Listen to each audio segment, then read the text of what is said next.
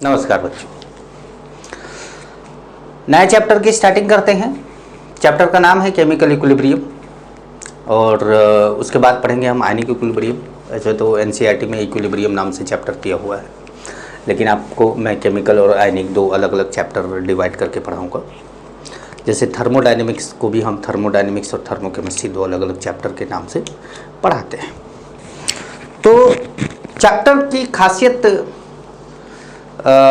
है कि इक्विलिब्रियम पे ये, इक्विलिब्रियम पे वो, इक्विलिब्रियम पे ऐसे, इक्विलिब्रियम पे वैसे। लेकिन बच्चे जो है बोलते हैं कि उनको थोड़ा डिफ़िकल्ट चैप्टर लगता है, क्योंकि मैंने देखा कि YouTube पर अगर कोई इक्विलिब्रियम चैप्टर डाल देता है, इक्विलिब्रियम का एक चैप्टर डाल देता है, तो इक्विलिब्रियम के चैप्टर पर इतने व्यू आ जाते हैं, इतना। तो मुझे ऐसा लगता है कि इक्विलिब्रियम का चैप्टर बड़ा ही डिफ़िकल्ट है। लेकिन मुझे कभी नहीं लगा, या मेरे क्लास में पढ़ने वाले बच्चे भी इस चैप्टर को लाइटली लिए। कभी ऐसा नहीं कि उनको बहुत डिफ़िकल्ट लगता हो। उनको डिफ़िकल्ट लगता है मेटलर्जी, क्योंकि मेटलर्जी मेरा पढ़ाने का मन नहीं करता। लेकिन इस तरह के जो चैप्टर है फिजिकल, ऑर्गेनिक के, इनऑर्गेनिक के, में कभी डिफ़िकल्टी महसूस नहीं हुई बच्चों को। तो हम केमिकल इक्विलिब्रियम से स्टार्ट करते हैं। अब चैप्टर इसलिए भी बहुत इम्पोर्टेंट है क्योंकि आपको थर्मोडायनेमिक्स में भी काम आएगा और इलेक्ट्रोकेमिस्ट्री में भी काम आएगा। ये दोनों जगह पर ये काम आएगा। तो इक्विलिब्रियम मुझे लगता है कि हर जगह पे ही काम आता है। तो चैप्टर की हेडिंग डाल लीजिए और सबसे पहले एक पॉइंट लिखिए, डेफिनेशन टाइप की लिखिए। लिखिए, equilibrium represents the state of a process. Equilibrium represent the state of a process in which the properties like temperature, pressure, concentration of the system do not show any change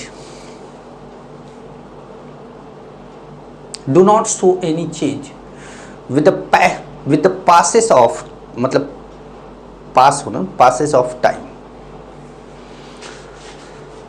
time के पास होने से temperature पे, pressure पे या concentration पे कोई change नहीं आता, इक्विलिब्रियम अगर स्टेबलाइज हो गया तो। ठीक है। अब जैसे मान लीजिए कि आपका एक इक्विलिब्रियम पर एक रिएक्शन, जो कि हम अक्सर लेंगे,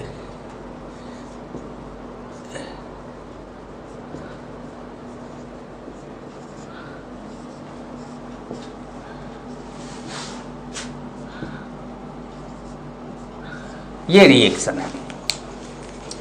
अब इस रिएक्शन में जो capital A B C D है, वो कैपिटल ए बी रिएक्टेंट है, सी डी प्रोडक्ट है। Small a small b stoichiometric coefficient है। जैसे 2a + 3b, तो वो जो 2 लिखा है या 3 लिखा है, वो क्या होता है, रिएक्टेंट के पहले जो नंबर लिखा होता है उसको स्टोइकियोमेट्रिक कोफिशिएंट बोला जाता है। Stoichiometric coefficient.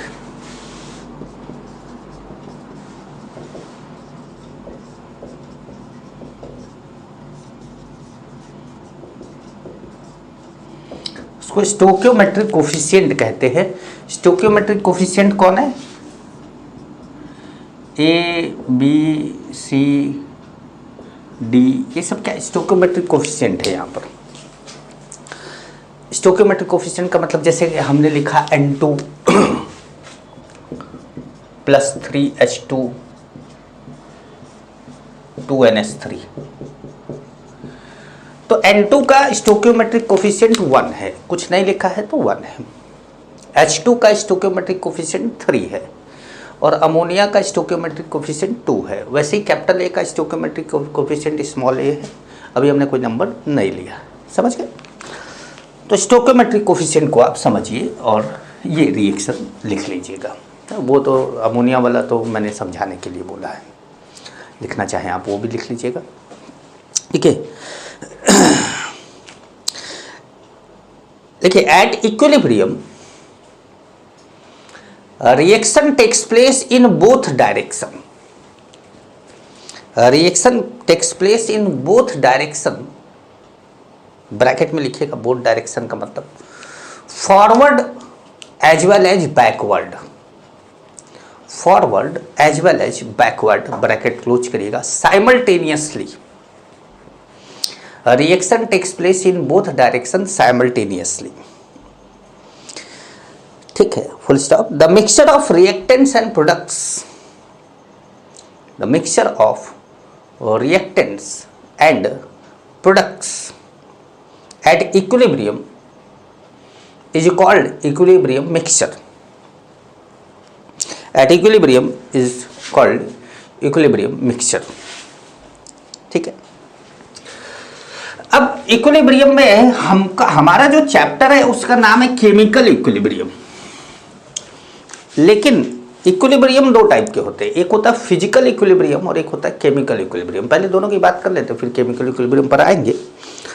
तो आप लिखेंगे types of equilibrium,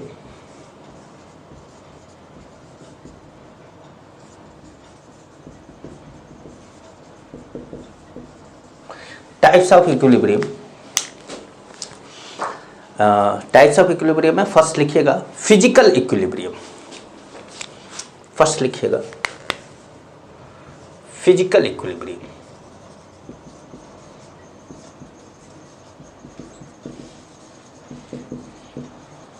physical equilibrium में कोई केमिकल चेंज नहीं होता, जैसे सॉलिड का लिक्विड में, सॉलिड और लिक्विड का इक्विलिब्रियम, सॉलिड लिक्विड में चेंज हो रहा है, लिक्विड सॉलिड में चेंज हो रहा है, ये क्या है, फिजिकल इक्विलिब्रियम है। जैसे कि वाटर है, आइस मेल्ट करके वाटर बना रहा है और वाटर फ्रीज होके आइस बना रहा है, और अगर ये प्रोसेस इक्विलिब्रियम मेंटेन कर ले कि जितना वाटर फ्रीज होके आइस बना रहा है उतना ही आइस मेल्ट होके वाटर बना ले रहा है, तो इसका मतलब है कि ना वाटर कम हो रहा है ना आइस कम हो रहा है, फिक्स अमाउंट हो गया दोनों का, उस कंडीशन को इक्विलिब्रियम बोलेंगे। और यहाँ पर वाटर के नेचर में तो कोई चेंज हो नहीं रहा, H2O केमिकल नेचर में तो कोई चेंज हो नहीं रहा, तो वो फिजिकल इक्विलिब्रियम बोला जाएगा उसको, ठीक है। तो इसमें एक पॉइंट लिख लीजिएगा, if equilibrium stabilize, if equilibrium stabilize between two physical state, if equilibrium stabilize between two physical state, bracket में लिखेगा solid oblique liquid oblique gas,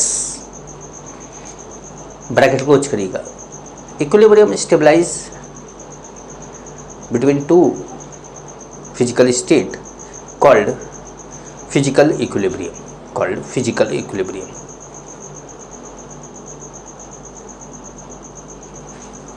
ठीक है।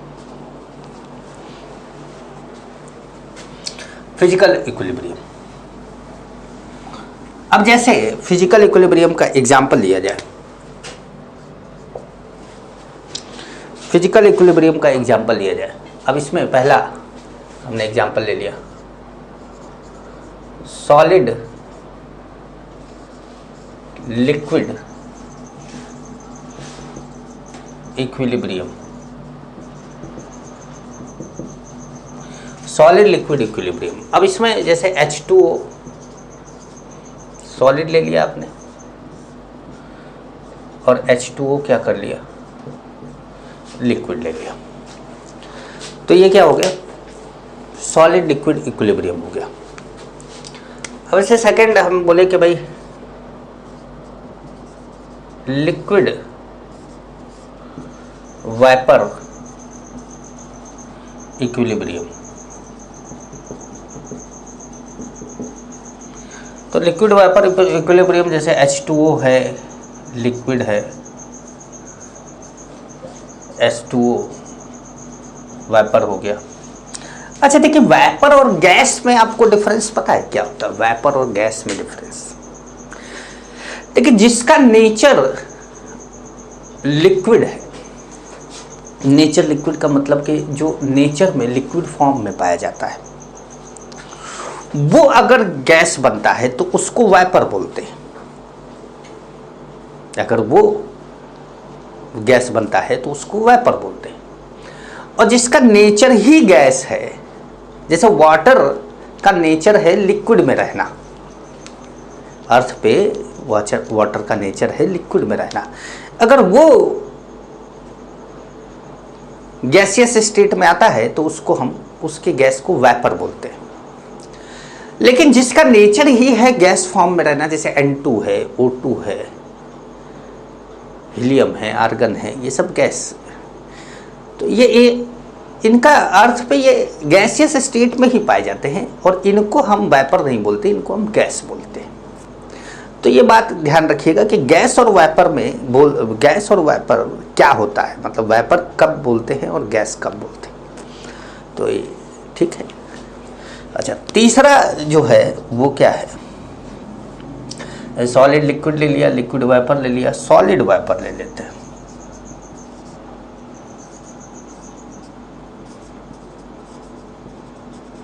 सॉलिड वाइपर इक्विलिब्रियम लिख लीजिएगा। H2O आइस ले लिया आपने और H2O वाइपर ले लिया आपने। तो ये क्या है, फिजिकल इक्विलिब्रियम है। फिजिकल इक्विलिब्रियम के 3 एग्जाम्पल मैंने आपको दिए हैं, वाटर से रिलेट करके दिया है, बाकी चीज़ों से भी आप रिलेट कर सकते हैं, अभी मैंने वाटर से रिलेट करके दिया। अब आप हेडिंग डालेंगे केमिकल इक्विलिब्रियम। अब आप हेडिंग डालेंगे chemical equilibrium.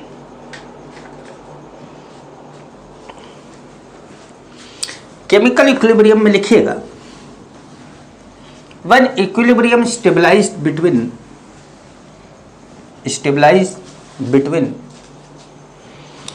chemical change, when equilibrium stabilized between chemical change, then it is known as chemical equilibrium। जैसे H2 plus I2 to HI, जैसे PCl3 Cl2 PCl5 N2 3H2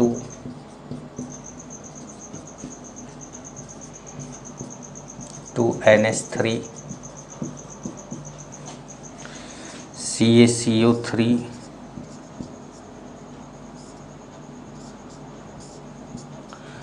CaO plus CO2। आपको लग रहा है सब gas gas ले रहे थे तो सॉलिड भी ले लिया। कहने का मतलब है कि ऐसा कोई भी इक्विलिब्रियम, अच्छा एक और एग्जांपल ले लेते हैं। CH3 COOH प्लस C2H5OH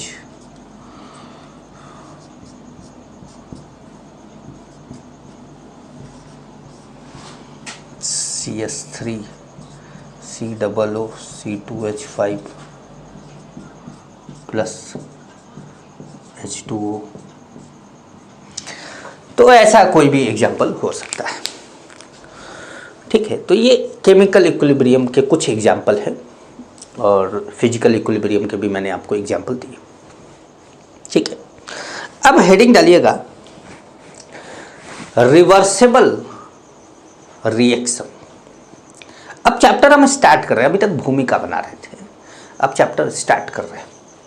तो आप लिखेंगे reversible reaction. Reversible reaction,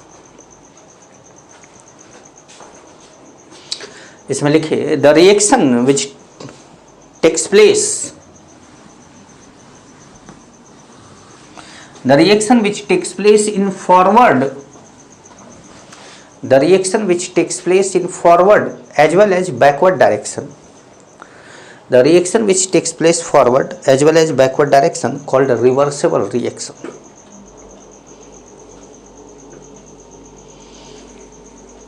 called reversible reaction। ऐसा रिएक्शन जो फॉरवर्ड बैकवर्ड दोनों जाए उसको क्या बोलते हैं? Reversible reaction. कोई भी एग्जांपल ले सकते, अभी जितने एग्जांपल दिए थे इनमें से कोई भी एक एग्जांपल आप ले सकते हैं, या जो मैं लिख रहा हूं वो लिख लीजिए।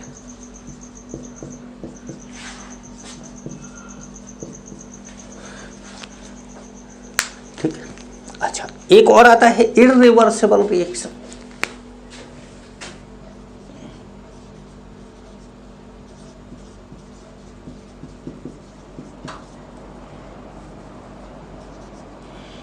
Irreversible reaction. अब इररिवर्सिबल की रिएक्शन क्या होता है? ऐसा रिएक्शन जो केवल फॉरवर्ड डायरेक्शन में जाता है, मतलब जिस भी डायरेक्शन में जाता है उसको हम फॉरवर्ड बोल देते हैं। आपको लगेगा सर बैकवर्ड क्यों नहीं बोलते? हम इधर रिएक्टेंट लिखते हैं, इधर प्रोडक्ट लिखते हैं, हमारा नेचर है, हम लेफ्ट में रिएक्टेंट लिखते हैं, राइट में प्रोडक्ट लिखते हैं, और जब हम ऐसे जाते हैं तो उसको हम फॉरवर्ड बोल देते हैं, इसलिए हम फॉरवर्ड बोल रहे हैं। तो ऐसा रिएक्शन जो केवल फॉरवर्ड डायरेक्शन में जाता है उसको हम इररिवर्सिबल रिएक्शन बोलते हैं। देखिए, the reaction which takes place only in one direction, only in one direction, that is forward direction, called irreversible reaction, called irreversible reaction। जैसे एग्जाम्पल ले लें, AgNO3 aqueous, NaCl aqueous,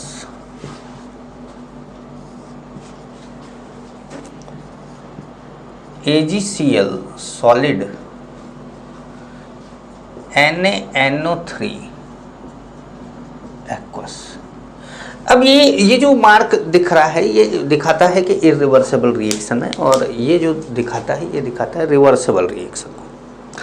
ये इक्विलिब्रियम का mark नहीं है, ये रिवर्सिबल रिएक्शन का mark है। हम लोग अक्सर इक्विलिब्रियम का मार्क भी बोल देते हैं, क्योंकि रिवर्सिबल ही आगे चल के इक्विलिब्रियम स्टेबलाइज करता है। अब जैसे इस रिएक्शन में जब आपने AgNO3 को NaCl के साथ मिलाया, AgCl सॉलिड प्रेसिपिटेट ऊपर आ गया, सॉल्यूशन में रह नहीं गया। जब सॉल्यूशन में नहीं रह गया तो सॉल्यूशन में पाया जाने वाला NaNO3 अब रिएक्ट किससे करे? जब रिएक्ट नहीं करेगा, रिएक्ट करेगा तो बैकवर्ड डायरेक्शन में जाएगा, लेकिन जब रिएक्ट करने के लिए कोई चीज़ बची ही नहीं तो बैकवर्ड डायरेक्शन में जाएगा कैसे? क्योंकि ये तो सॉल्यूशन से अलग हो गया ना, ये तो प्रेसिपिटेट हो गया। तो इसलिए ये रिएक्शन इररिवर्सिबल हो गया। अगर आप इसी रिएक्शन को इररिवर्सिबल बनाना चाहें, जैसे ये दोनों तरफ जा रहा है, और इस रिएक्शन को आप इररिवर्सिबल बनाना चाहें, तो इसमें से आप लगातार Cl2 को या PCl3 को हटाने लगिए। किसी एक को हटा दीजिए फटाफट, जितना बनता जा रहा है सब हटाते जाइए।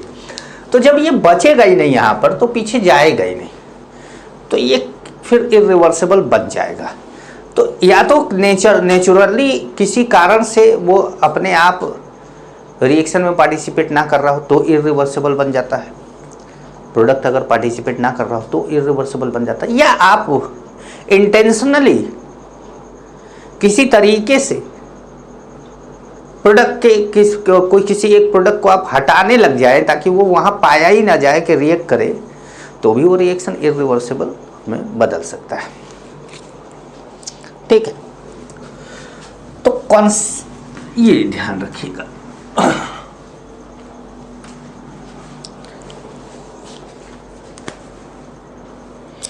अब जैसे हम बोले कि कॉन्सेप्ट ऑफ, जैसे मान लीजिए कि रिएक्टेंट है,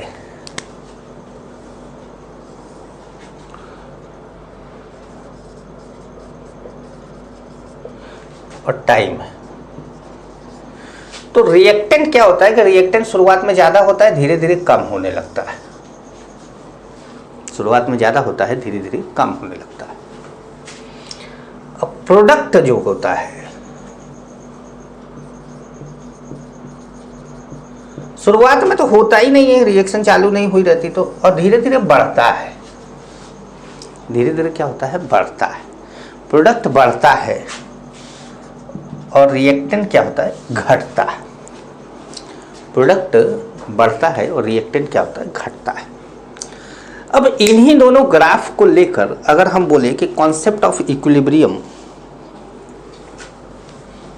या आप इन दोनों ग्राफ से पहले ही, मतलब ग्राफ से पहले ही आप वो हेडिंग डाल लीजिएगा, कॉन्सेप्ट ऑफ इक्विलिब्रियम।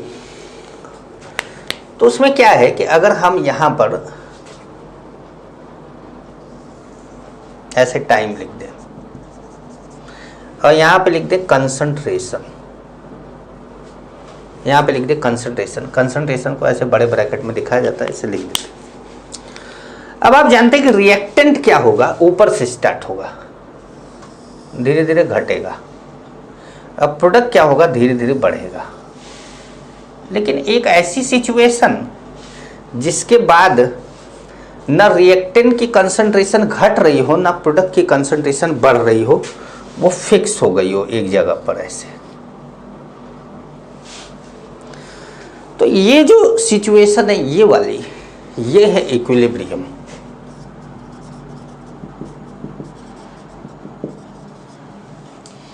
ये है क्या, इक्विलिब्रियम। समझ पा रहे?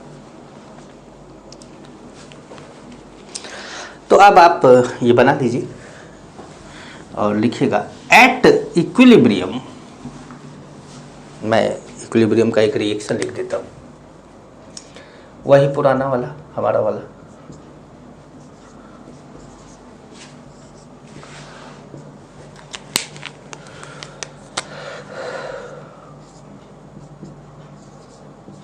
हमारा वाला रिएक्शन। तो अब अगर मैं इसमें बोलूं कि at equilibrium,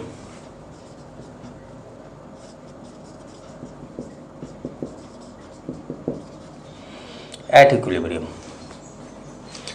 rate of forward reaction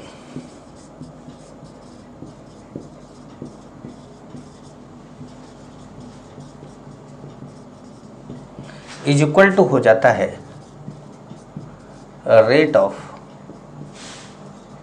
backward reaction के। At equilibrium rate of forward reaction किसके बराबर हो जाएगा, रेट ऑफ, ठीक।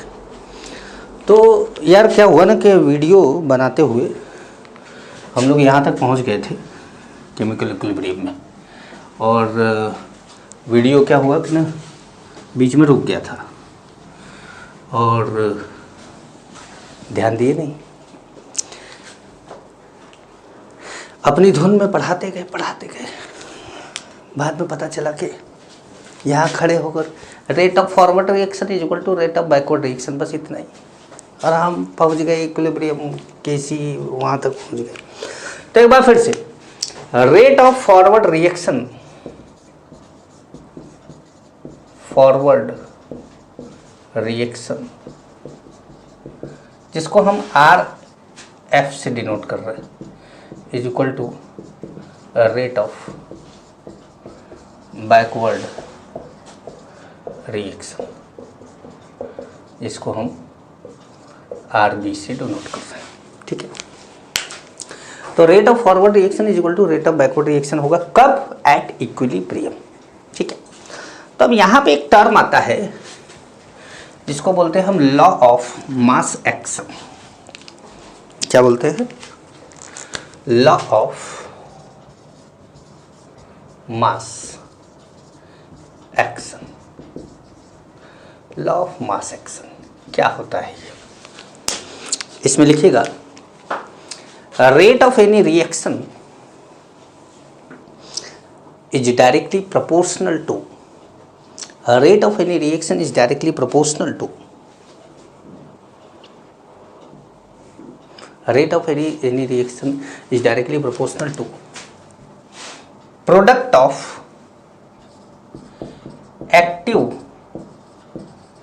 masses of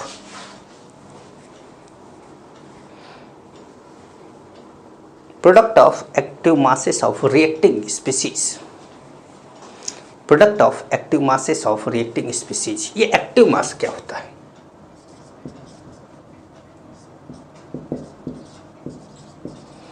एक्टिव मास का मतलब होता है मोलर कंसंट्रेशन, अरे कंसंट्रेशन दो बार, मोलर कंसंट्रेशन या मोलैरिटी भी आप कह सकते हैं। जैसे अगर बोला जाए कि A plus B C plus D है, A plus B C plus D है, तो यहाँ पर जो A ये है ऐसे लिखा जाएगा, कैपिटल A को बड़े ब्रैकेट में, ये क्या है, एक्टिव मास ऑफ A है, या इसी को कंसंट्रेशन ऑफ A भी बोल दिया जाएगा। अब जैसे B है तो क्या हो गया, एक्टिव मास ऑफ B या कंसंट्रेशन ऑफ B। अगर ये जैसे C होता तो ये होता एक्टिव मास ऑफ C और कंसंट्रेशन ऑफ C। D होता तो ये हो जाता एक्टिव मास ऑफ D और कंसंट्रेशन ऑफ D। तो कहने का मतलब है कि ये जो ये जो बड़े ब्रैकेट में लिखा जा रहा है, इसकी मीनिंग है मोलैरिटी। इसकी मीनिंग क्या है, मोलैरिटी या कंसंट्रेशन बोलना ज़्यादा अच्छा है, मोलैरिटी से ज़्यादा अच्छा है कंसंट्रेशन बोलना। एक्चुअली ये जो कंसंट्रेशन होता है वो होता है, मोलर कंसंट्रेशन का मतलब है number of moles upon volume. तो मोलर कंसंट्रेशन जो होता है वो होता है number of moles upon volume in litre. तो एक तरीके से मोलरिटी हुआ, number of moles upon volume in litre, यही तो मोलरिटी होता है, तो इसलिए मोलरिटी बोल दिया। वरना आप मोलर कंसंट्रेशन बोलिए या एक्टिव मास बोलिए, ज़्यादा अच्छा। तो क्या बोला गया लॉ ऑफ मास एक्शन में, लॉ ऑफ मास एक्शन में बोला गया कि किसी भी रिएक्शन का जो रेट है वो क्या है, रेट ऑफ रिएक्शन। जैसे मान लीजिए कि A प्लस B प्रोडक्ट बना रहा है, तो हम बोल रहे हैं कि रेट ऑफ रिएक्शन वो डायरेक्टली प्रोपोर्शनल टू किसके हो गया, active mass of A into active mass of B, product of active masses of reacting species. ठीक है, तो active mass of A into active mass of B। लेकिन इसी में जब हम, जैसे मान लीजिए कि अभी रेट ऑफ रिएक्शन प्रोपोर्शनलिटी का मार्क भी हटा देते, K इज इक्वल टू क्या आ गया, ऐसे मतलब K से मल्टीप्लाई कर दिए। K क्या है, कांस्टेंट है, और K क्या है, K हमारा रेट कांस्टेंट है, rate constant of reactant reaction, rate constant of reaction, K हमारा रेट कांस्टेंट ऑफ रिएक्शन है, को प्रोपोर्शनलिटी का मार्क हटा के कांस्टेंट से मल्टीप्लाई कर दिया। ठीक है, लेकिन अब जैसे लॉ ऑफ मास एक्शन कहता है, लॉ ऑफ मास एक्शन जो कह रहा है, और रेट लॉ, एक और टर्म आता है रेट लॉ, या रेट ऑफ रिएक्शन बोलना ज़्यादा अच्छा है, क्योंकि रेट लॉ जो चला जाएगा वो केमिकल काइनेटिक्स में चला जाएगा। तो अभी आपको केमिकल काइनेटिक्स का कॉन्सेप्ट बताना ठीक नहीं होगा। तो rate of chemical reaction, rate of chemical reaction, rate of chemical reaction. तो अगर मैं यहां पे बोलूं कि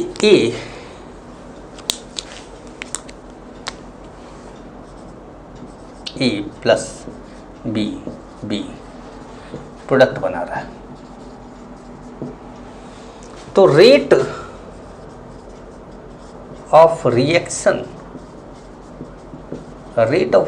है कि रेट कांस्टेंट ए बी और ये ए बी, या प्रोपोर्शनलिटी का मार्क ही अभी लगा दीजिए, और इक्वल जब करेंगे तो K A power A B power B कर दीजिए रेट ऑफ रिएक्शन के,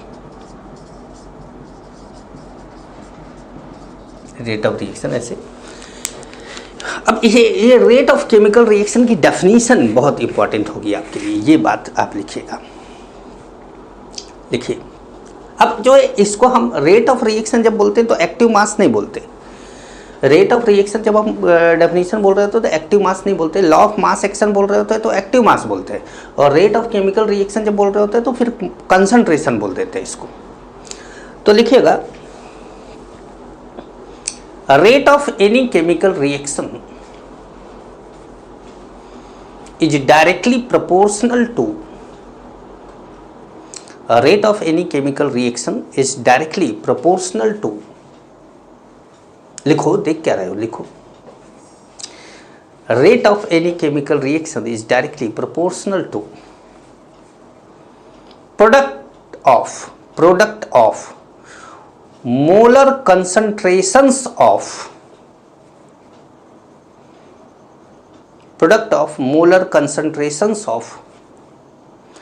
reactants, product of molar concentrations of reactants raised to the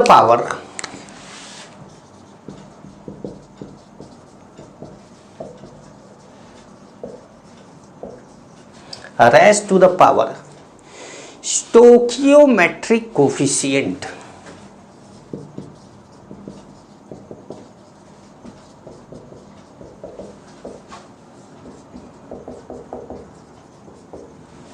तो यही तो हमने करा है। देखिए ए बी क्या है, रिएक्टेंट है, इनकी कंसंट्रेशन ए और बी है, और इनका जो stoichiometric coefficient small a small B है, जिसको हमने पावर में डाल दिया है, रेज़ टू द पावर में डाल दिया है। ठीक है, तो ये पूरी डेफिनेशन है।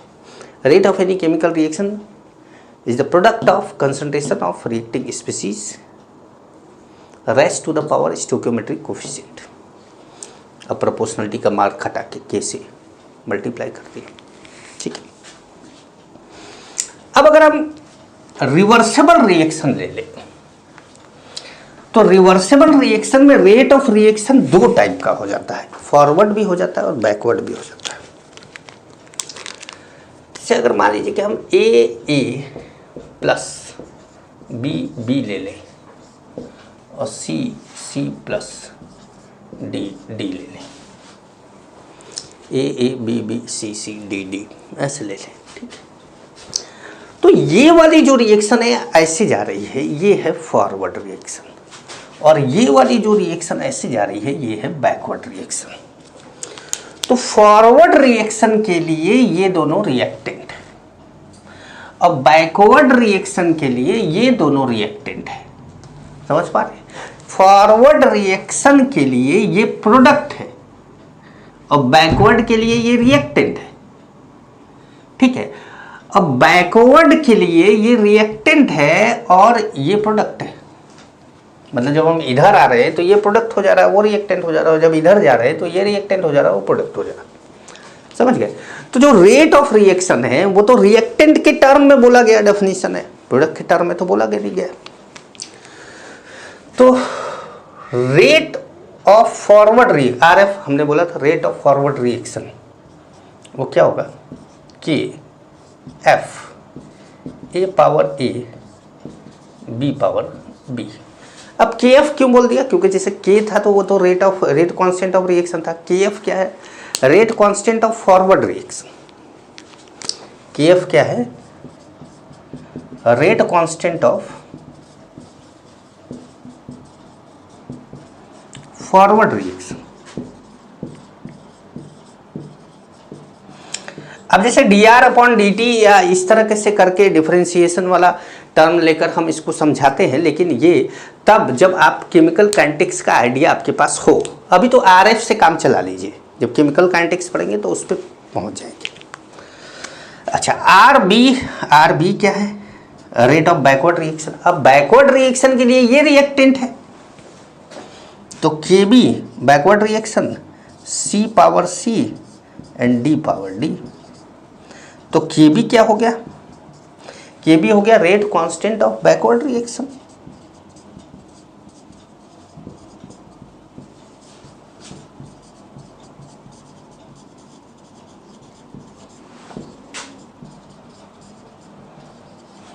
Rate constant of backward reaction, rate constant of forward reaction, rate constant of backward reaction. ठीक है, क्लियर है। अच्छा, ये दोनों बातें आपने लिख ली। अब आपको एक बात क्लियर है कि एट इक्विलिब्रियम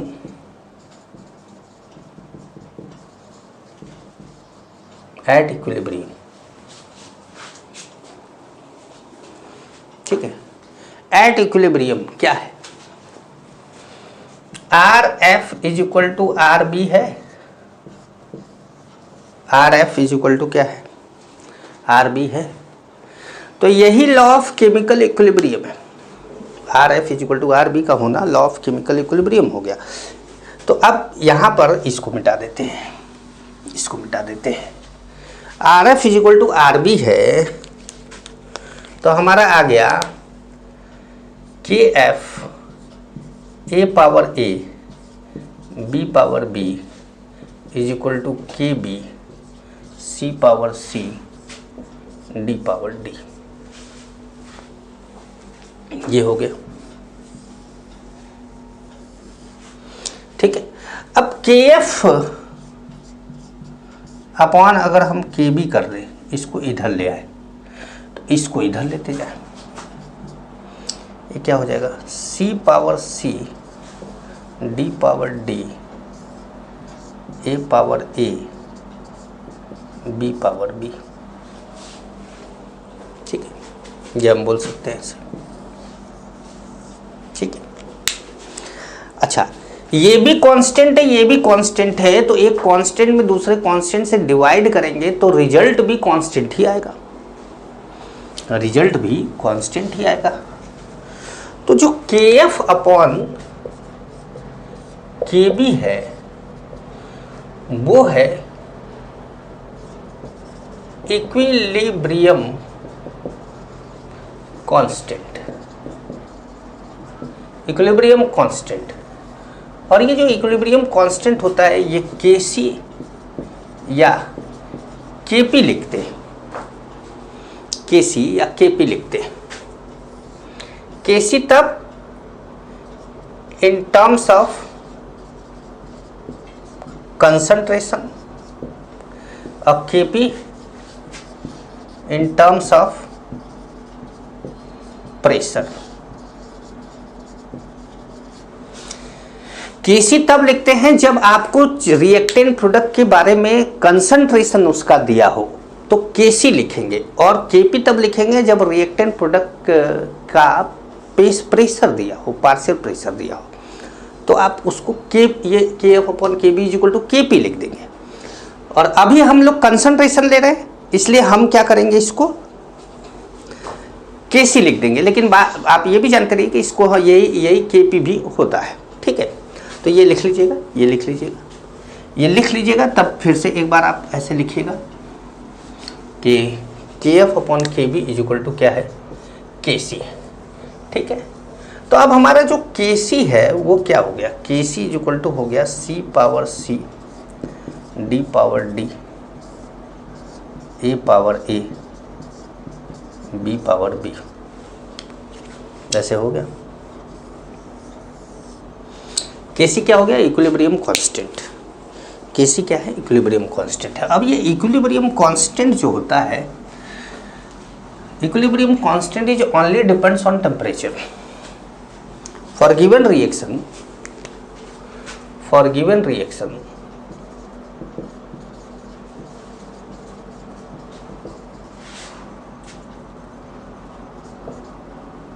इक्विलिब्रियम कांस्टेंट ऐसे लिख देते हैं, इक्विलिब्रियम कांस्टेंट। अब वो चाहे केसी हो चाहे केपी हो, अभी केपी के बारे में बात अभी हम करेंगे, बस अभी करने ही वाले हैं, लेकिन दोनों के बारे में जान जाइए कि for given reaction equilibrium constant is only depends on temperature. ये बहुत ही इम्पॉर्टेंट बात है, ये बहुत ही इम्पॉर्टेंट बात है, इस पर मार्क कर लीजिएगा। ये बहुत इम्पॉर्टेंट बात है कि ओनली डिपेंड्स ऑन टेम्परेचर। ठीक है, एक पॉइंट और आपको बताना है।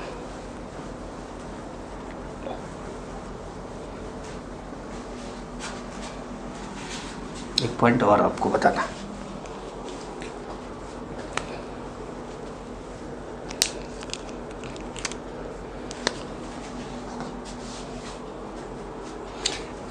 If any reactant or product, if any reactant or product are in gaseous state, then concentration of other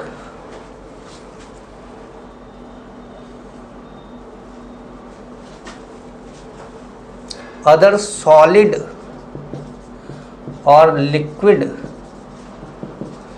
reactants and products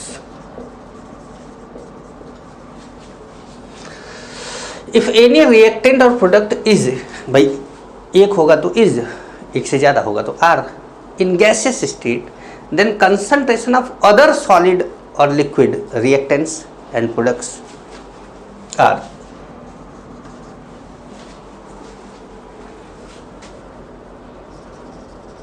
assume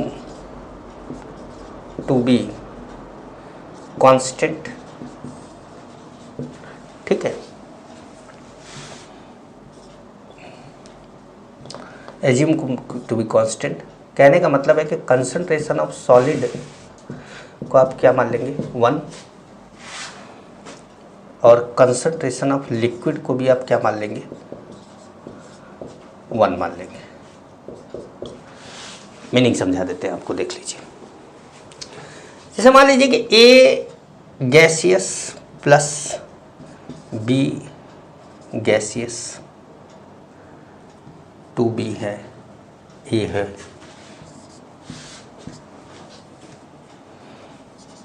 three C gaseous plus 2d solid plus E liquid है, ऐसे। अब आपको केसी निकालना है, चूंकि अभी आप केसी जानते हैं तो केसी निकालेंगे। Concentration of product upon concentration of reactant. Product देखो सी पावर सी और डी पावर डी, मतलब वो क्या था कंसंट्रेशन ऑफ सी डी क्या थे प्रोडक्ट थे, और ए और बी क्या थे रिएक्टेंट थे। हमारे लिए राइट वाला क्या होता है प्रोडक्ट होता है, लेफ्ट वाला रिएक्टेंट होता है। केसी क्या हो जाएगा प्रोडक्ट अपॉन रिएक्टेंट। तो C power C D power D upon A power A B power B, यही तो लिखते थे। तो अब हमारे लिए ये हो गया प्रोडक्ट।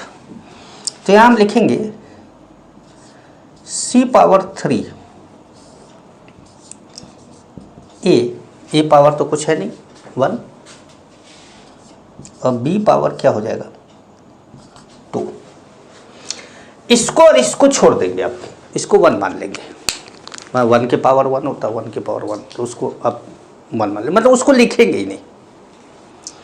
समझ गए आप, उसको लिखेंगे ही नहीं, आप केवल इतना ही लिखेंगे। क्लियर हुआ?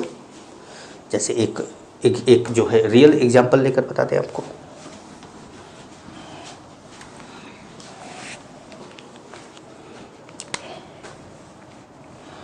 जैसे मान लीजिए कि आपके पास है CaCO3 सॉलिड और आपने ले लिया CO solid plus CO2 gas ले लिया। तो यहाँ पर अगर आपको Kc लिखना है तो Kc कंसंट्रेशन ऑफ प्रोडक्ट, मतलब ये इंटू ये अपॉन ये, पर ये और ये तो क्या है कुछ है ही नहीं, तो कंसंट्रेशन ऑफ CO2 केवल, मतलब इतना लिख के खाली हो जाएंगे आप, केवल गैसियस। लेकिन अगर गैसियस कोई है ही नहीं, अगर मान लीजिए कोई गैसियस है ही नहीं, तो अब जैसे एक मिटा दें इसको,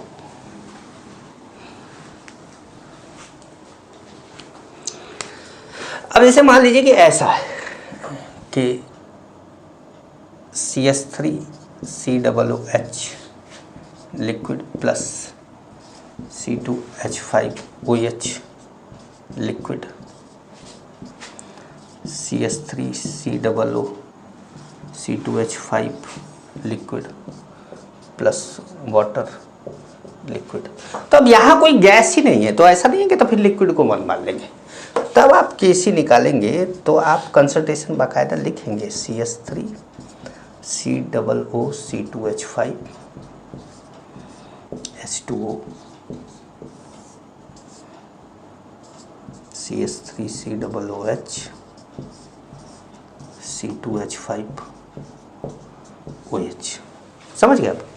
तो मैंने कहा कि अगर कोई भी रिएक्टेंट या प्रोडक्ट गैस है तब आप सॉलिड लिक्विड को 1 मान लेंगे, तब उसको लिखेंगे ही नहीं, तब केवल गैस गैस वाले को ही लिखेंगे, चाहे वो प्रोडक्ट हो चाहे रिएक्टेंट हो। लेकिन अगर कोई गैस है ही नहीं तब आप लिखेंगे, लेकिन इस बात का भी ध्यान रखेंगे कि सॉलिड वाला नहीं तब भी लिखेंगे, सॉलिड वाला तब भी नहीं लिखेंगे। जैसे ऐसा कोई एग्जांपल तो मुझे नहीं आता है, लेकिन एक नॉर्मली बना देते हैं, लिखिए।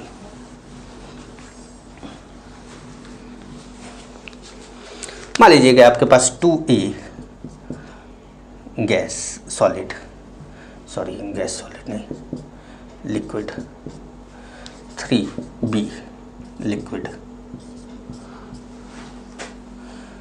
2C liquid plus 3D solid, ऐसे। तो अब आपके पास गैस नहीं है, लिक्विड लेना है आपको, लेकिन अब लिक्विड लेना है तो सॉलिड नहीं लेना है, क्योंकि सॉलिड की कंसंट्रेशन लिक्विड, जब गैस के कंपैरिजन में सॉलिड लिक्विड की कंसंट्रेशन को कांस्टेंट मानते हैं, लेकिन लिक्विड की कंपैरिजन में सॉलिड की कंसंट्रेशन को कांस्टेंट मानते हैं। तो फिर Kc इज इक्वल टू यहाँ पर हो जाएगा C। थोड़ा आप, मैं समझ रहा हूँ कि आप एक ऐसी चीज़ इस समय जान रहे हैं जो आपने कभी सुना ही नहीं था। और कभी कभार क्या होता है कि जब आप कुछ सुने नहीं रहते ना, तो आप एक्सेप्ट करने में थोड़ा सा दिक्कत होता है आपको, तो एक्सेप्ट करिए, आगे बढ़िए। समझ गए? क्लियर है? तो ठीक है। तो ये बात हुई अभी तक हमारी Kc पे। अभी हम लोग Kc की बात की है, Kp की भी बात कर ले तो Kc Kp को सबको जो है एक साथ समझा जाए, है? Kp की भी बात कर ले तो Kc Kp सबको एक साथ समझा जाए। तो आप हेडिंग डालेंगे equilibrium constant in terms of partial pressures of gases. अब इसको हम Kp बोलेंगे, equilibrium constant of equilibrium constant in terms of partial pressure of gases. ठीक है, अब चलिए आइए देखते हैं।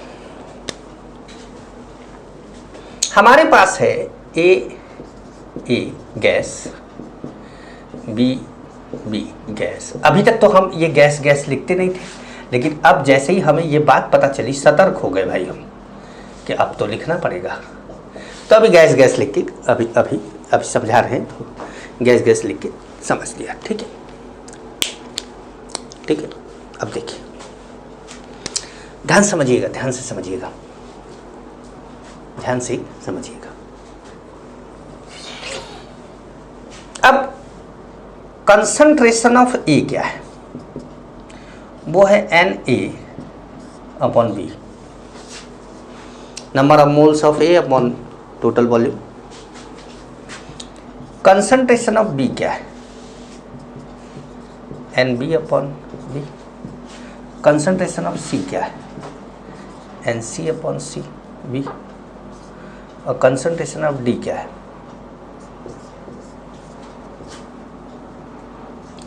N D upon V. ठीक है, ठीक है, ये हमने ऐसे लिख दिया। अब आपको पता है कि इसका पार्शियल प्रेशर, अच्छा देखिए ये जो चीज मैंने बताई है ये थोड़ा एडवांस में बता दी, पहले ही बता दी, ये मतलब अभी जरूरत नहीं थी इसकी। पार्शियल प्रेशर ऑफ ए को हम मान लेते हैं P A, partial pressure of P को मान लेते क्या है, पी बी है। पार्शियल प्रेशर ऑफ सी को मान लेते क्या है, पी सी है। और पार्शियल प्रेशर ऑफ डी को मान लेते क्या है, पी डी है। ठीक है, ये लिख लिया होगा आप लोगों ने, partial pressure of A B C D सब लिख लिया आपने। तो अब जो केपी है, केपी क्या है, केपी है, अब जैसे concentration of product upon concentration of reactant, वैसे ही partial pressure of product upon partial pressure of reactant. तो आप लिखेंगे पी सी पावर क्या, सी, स्टोइकियोमेट्रिक कोफिशिएंट जाएगा, पी डी पावर क्या, डी, पी ए पावर क्या, ए, और पी बी पावर क्या होगा, B.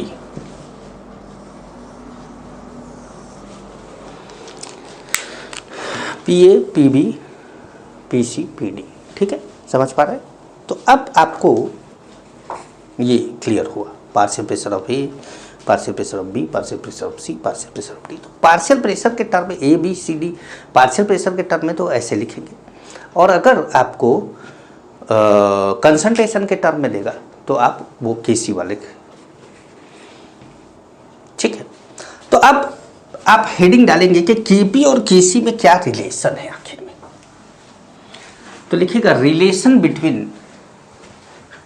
KP and K C, relation between K P and K C, relation between, relation between K P and K C. अब इनके बीच में रिलेशन की बात करते हैं। ठीक है, अब देखिए आप जानते हैं कि ए बी बी, सी और डी, ये हमारा रिएक्शन था। ठीक है, आप ये भी जानते हैं कि Kp इज इक्वल टू क्या है, पी सी पावर सी है, पी डी पावर डी है, पी ए पावर ए है, और पी बी पावर बी है। आप ये जानते हैं, ये अभी थोड़ी देर पहले हमने बात करी थी। ठीक है, अब आप देखिए ध्यान से समझिएगा, पी ए क्या है।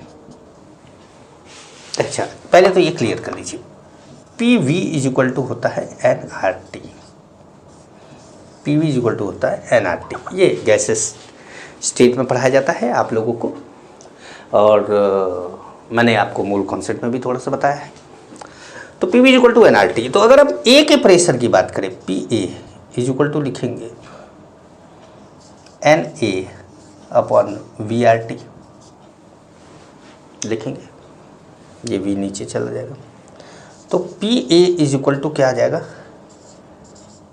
ए आर टी। अभी थोड़ी देर पहले मैंने यही तो बताया था आपको, कि मैंने बोला आपको एडवांस में बता दिया, P A is equal to A R T. उसी तरीके से P B is equal to B R T, P C is equal to C R T, and P D is equal to D R T होगा। ठीक है, ठीक है बच्चों। अब चलिए, तो K P is equal to क्या है,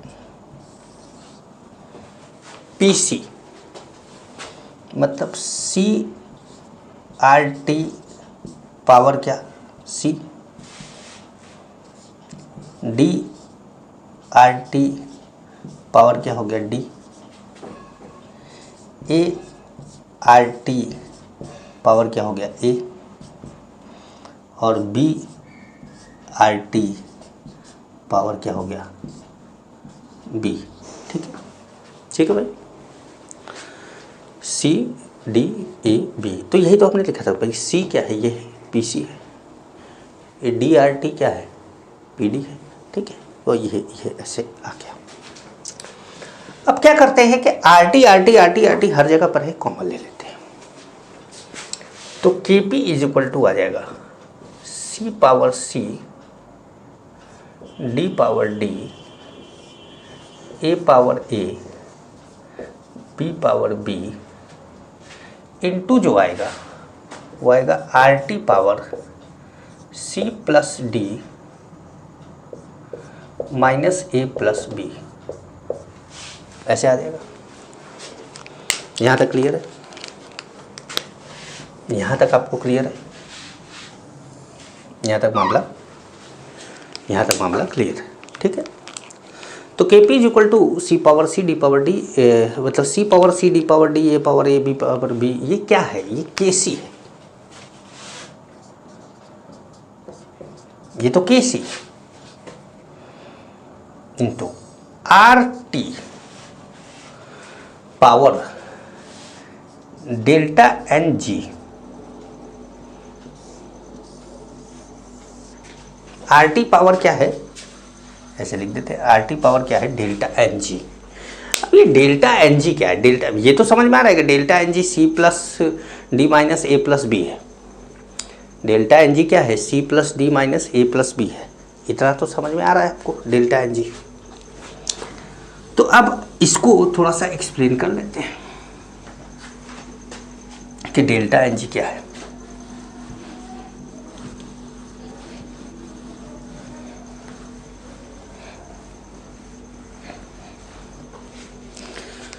डेल्टा एन जी ऐसे, एन जी का मतलब ये गैसियस, जी से रिलेटेड, जी का मतलब है गैसियस, डेल्टा एन का मतलब है चेंज इन मोल। ठीक है, तो अब ये क्या हो गया, ये है sum of stoichiometric coefficient of gaseous products. Sum of क्यों लिखा, सम है, देखिए सी प्लस डी जोड़ा गया है, माइनस, थोड़ा सा बड़ा कर देते हैं क्योंकि जरूरत पड़ेगी, सम ऑफ स्टोइकियोमेट्रिक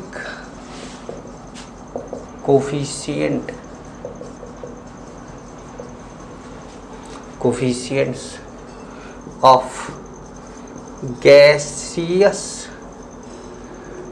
रिएक्टेंट्स। ठीक है, गैसियस रिएक्टेंट्स। ठीक है, अब जैसे एग्जाम्पल लेकर बताए तो थोड़ा ज़्यादा बढ़िया समझ में आएगा।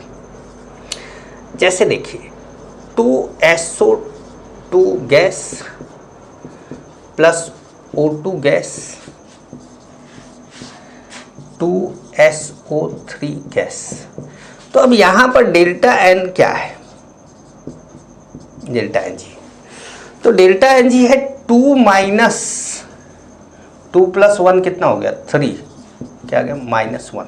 भाई delta N G minus plus 0 कुछ भी आ सकता है ना। तो sum of stoichiometric coefficient of gases product, product का कितना है 2, भाई सम करना है लेकिन एक से ज़्यादा प्रोडक्ट तो है नहीं, तो 2 minus sum of stoichiometric coefficient of gases reactant. Reactant कौन सा, कितने रिएक्टेंट है, 2 तरह के, तो 2, इसका स्टोइकियोमेट्रिक कोफिशिएंट 2, इसका स्टोइकियोमेट्रिक कोफिशिएंट 1, तो 2 प्लस 1 कितना 3, तो इसलिए 3 माइनस कर दिया इसमें से। जैसे एक और एग्जांपल ले लें, H2I2 2HI। तो अब डेल्टा एन जी क्या हो गया यहाँ पर, अब डेल्टा एन जी हो गया 2 माइनस 2 इज इक्वल टू 0। भाई ये तो 2 है और ये 1 प्लस 1 2 है। ठीक है, अब जैसे PCl5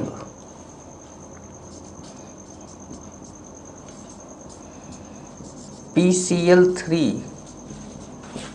Cl2, तो अब इसको अगर करता हूं तो ये देखिए 1 + 1 कितना हो गया 2,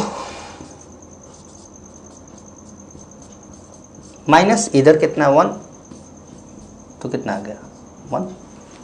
तो आपने देखा कि मैंने एग्जांपल लेकर बताया आपको कि डेल्टा एनजी कैसे निकालते हैं। तो डेल्टा एनजी निकालने के लिए आपको गैसेस लेना है, ठीक है। एक और एग्जांपल ले लें,